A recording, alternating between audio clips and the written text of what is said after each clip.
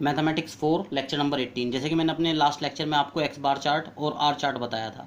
दोनों चार्ट किस लिए इस्तेमाल होते हैं? दोनों चार्ट इसलिए इस्तेमाल होते थे अगर हमें कहीं पे ये चेक करना हो कि प्रोसेस कंट्रोल है कि अनकंट्रोल है। लेकिन दोनों टेस्ट जो थे अकॉर्डिंग टू वेरिएबल थे। क्यों? क्योंकि एक में मीन का यूज इस्तेमाल होता था, दूसरे में रेंज का इस्तेमाल होता था। ठीक, अब हम ऐसी प्रोसेस को चेक करेंगे जिस प्रोसेस के अंदर जो कंट्रोलिंग हमें करनी है वो किस तरह की हो, अकॉर्डिंग टू एट्रीब्यूट हो। ठीक है, अब अकॉर्डिंग टू एट्रीब्यूट जब भी कोई चीज़ आएगी वहाँ पे जब हम कंट्रोलिंग करेंगे तो पी चार्ट के थ्रू भी कर सकते हैं, एनपी के थ्रू भी कर सकते हैं। लेकिन पी चार्ट एक ऐसा है जिससे चाहे सैंपल साइज कांस्टेंट हो चाहे सैंपल साइज वेरिएबल हो, कांस्टेंट वेरिएबल दोनों केस में लगा सकते हैं पी चार्ट। लेकिन एनपी चार्ट केवल कब लगेगा? जब सैंपल साइज कैसा हो? कांस्टेंट। जिस तरह एक्स बार चार्ट में upper control limit lower control limit थी, इसमें भी है। ठीक है ना, ऐसी एनपी चार्ट में भी लोअर अपर कंट्रोल लिमिट है। ग्राफ वगैरह सब उसी तरह बनाएंगे, लेकिन समझा दूंगा मैं। पी बार चार्ट का फॉर्मूला, पी बार निकालने का ये फॉर्मूला है। अभी इसका क्वेश्चन, न्यूमेरिकल क्वेश्चन बनता है किस तरह से? न्यूमेरिकल क्वेश्चन इस तरह बनता है जैसे सपोज करो कोई मशीन है हमारी, ठीक है ना, वो कोई प्रोडक्ट बना रही है आपकी, और वो लगातार प्रोडक्ट जो बना रही है वो ऐसा भी हो सकता है कि आपने मान लिया कमांड दी कि एकदम से आप 100 प्रोडक्ट बना दो सेम टाइप के। अब ये तो है नहीं कि सारे एक जैसे बनेंगे, हो सकता है उनमें कुछ में डिफेक्ट भी आ जाए एक आध में। ठीक है ना, तो ऐसी प्रोसेस को चेक करने के लिए हम किसका इस्तेमाल करते हैं? ऐसी प्रोसेस को चेक करने के लिए हम जो है पी चार्ट का इस्तेमाल करते हैं। जैसे कि क्वेश्चन दे रखा, उसने कहा following figure shows number of defective in 15 sample. हो सकता है कोई मशीन प्रोडक्ट बना रही है, उसके 15 सैंपल उठाए और हर सैंपल के अंदर कितना आइटम है? 1500। तो पहला सैंपल उठाया, 1500 उसके अंदर पीसीस हैं, जैसे हमने उठा के चेक करके देखा तो 150 डिफेक्टिव आए। दूसरे सैंपल को उठाया, 175 डिफेक्टिव आए। इस तरह डिफेक्टिव लिखे हुए। अब वो ये चाह रहा है कि कैलकुलेट करें हम वैल्यू फॉर कंट्रोल लाइन। हम कंट्रोल लाइन के लिए वैल्यू चेक करना चाहते हैं, कैलकुलेट करना चाहते हैं। वो कैसे करेंगे कैलकुलेट? क्या जरूरत पड़ी है? भाई मान लिया आपकी मशीन अगर लगातार खराब निकाल रही तो फिर उसकी दोबारा सेटिंग, इसका मतलब ये है कि उसकी दोबारा सेटिंग करो मशीन की।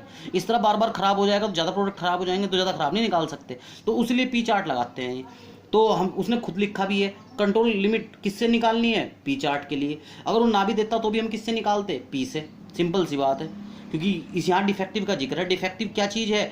एट्रीब्यूट, उस प्रोडक्ट का एट्रीब्यूट है डिफेक्टिव, वो हमें चेकिंग करनी है, तो पी चार्ट के थ्रू ही करेंगे हम। वो कह रहा है आपको अपने कमेंट में दो, बताओ प्रोसेस कंट्रोल है कि अनकंट्रोल है। पी चार्ट लगाते हैं किस तरह है?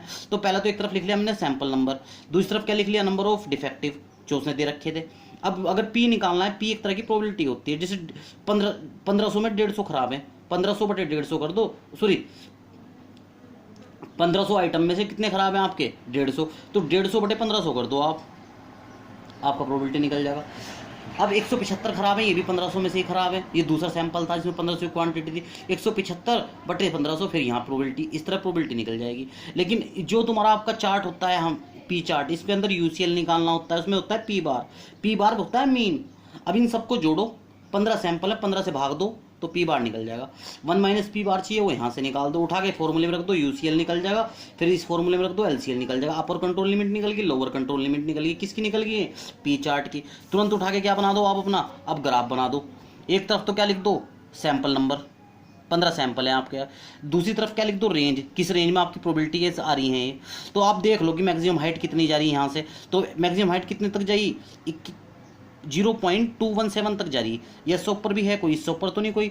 तो मैंने क्या करा, 0.02 के डिफरेंस के हिसाब से 0.02, 0.04, 0.06 इस तरह कहाँ तक लेकर चला गया? 0.22 और 0.24 तक ही ले लिया मैंने। और भी 22 तो है ही, क्योंकि मुझे तो कहाँ तक जाना, मैक्सिमम लिमिट 21 तक की, तो 21 तक जानी होती थी। मैं 24 तक बना दिया, थोड़ा ऊपर तक लिख दिया एक लाइन।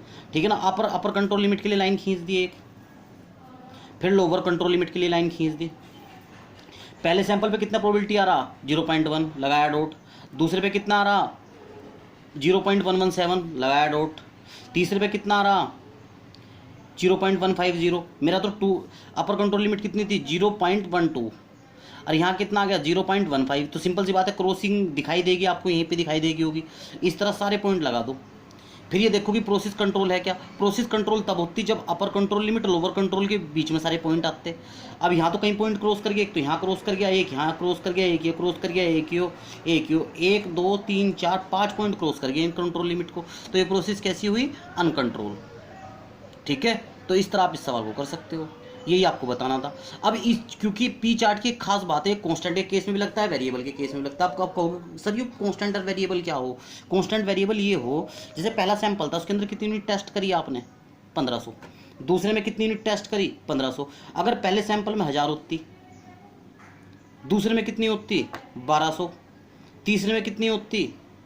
500। तो ये सैंपल साइज कैसा हो गया था? वेरिएबल। तब भी आप पी चार्ट लगा सकते थे। आपकी किताबों को क्वेश्चन नहीं दे रखा, वरना मैं वो करा देता इस पे बेस, ठीक है ना। अपने पास से बनाने की मैंने यूँ कोशिश नहीं की, मैं बनाता और आप उसे इग्नोर करते। आप सोचते नहीं कहाँ से बनाते सर ने सवाल। कन्फ्यूज़न नहीं लेना। अब देखो यही क्वेश्चन है, इसे हम किससे करेंगे?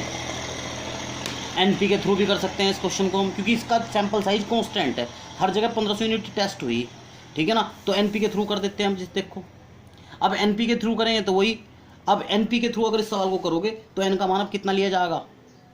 आपको एन का मान लिया जाएगा 1500।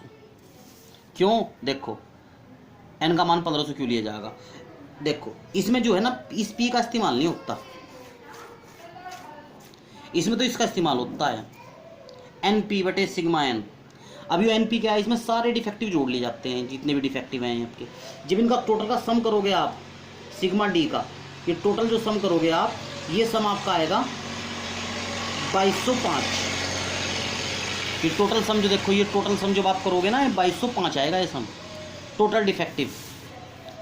ऊपर कितनी यूनिट टेस्ट करी? 15 के हिसाब से 15 15 225, 22,500 ये टोटल यूनिट टेस्ट करी, तो लिख दिया यहाँ, ठीक है ना। 1 माइनस पी बार भी निकाल दिया, क्योंकि ये फॉर्मूले में रखना पड़ेगा मुझे।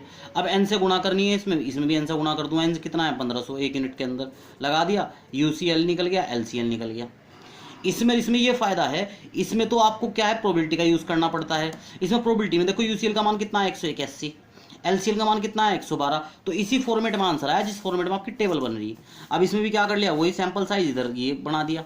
अब पॉइंट लिखने शुरू कर, देखो अब अपर कंट्रोल लिमिट पे खींच दी 181 पर लाइन, इसमें 50-50 के अंतर पे बना दी मैंने, भी मेरे लिए और भी आसान है, ठीक है ना। तो देखो खुद दिख रहा है अपर कंट्रोल लिमिट 181 की, यहाँ मैक्सिमम वैल्यू 225 भी आ रही, जो 181 से ऊपर है। उसके अलावा 325 भी आ रही, तो ये सैंपल सारे आउट हो रहे हैं।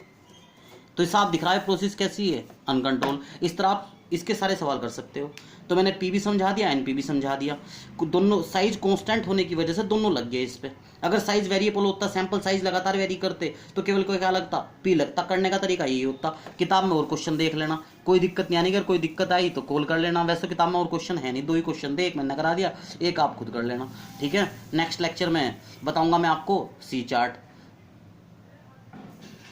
ये देख लो आप पेपर अच्छे से। Okay, thank you.